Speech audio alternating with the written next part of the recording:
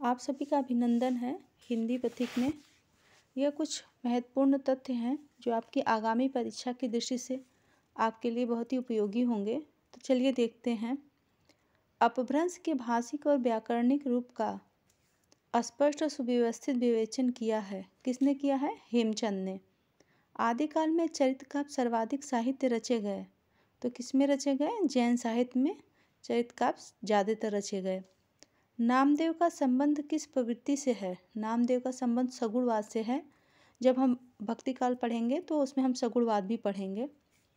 हिंदी साहित्य का इतिहास स्केच ऑफ हिंदी लिटरेचर के लेखक हैं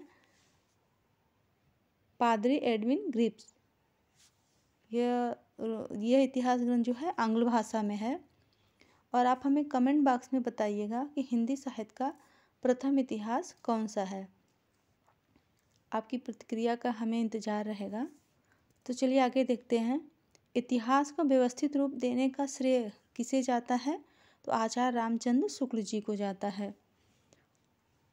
इतिहास का इतिवृत्तात्मक लेखन मिश्र बंधुओं के मिश्र बंधु विनोद में देखा जाता है।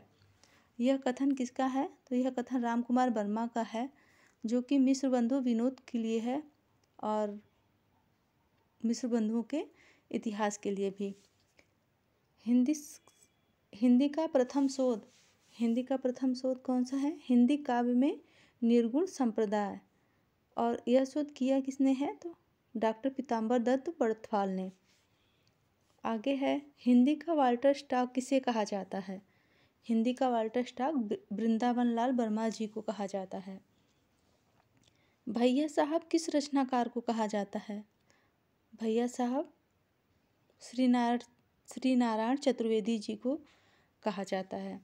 अगला है, डॉक्टर राम शंकर रसाल ने अपने इतिहास ग्रंथ या हिंदी साहित्य के इतिहास ग्रंथ में रीतिकाल को कलाकाल कहा है और आदिकाल को जयकाल कहा है। इन्होंने रीतिकाल को क्या कहा है? कलाकाल कहा है। अक्सर परीक्षाओं में जब काल के नामकरण जैसे प्रश्न आते हैं तो उसमें रीतिकाल को कलाकाल किसने कहा है या आदिकाल को जयकाल किसने कहा है, तो ये ध्यान में रखिएगा।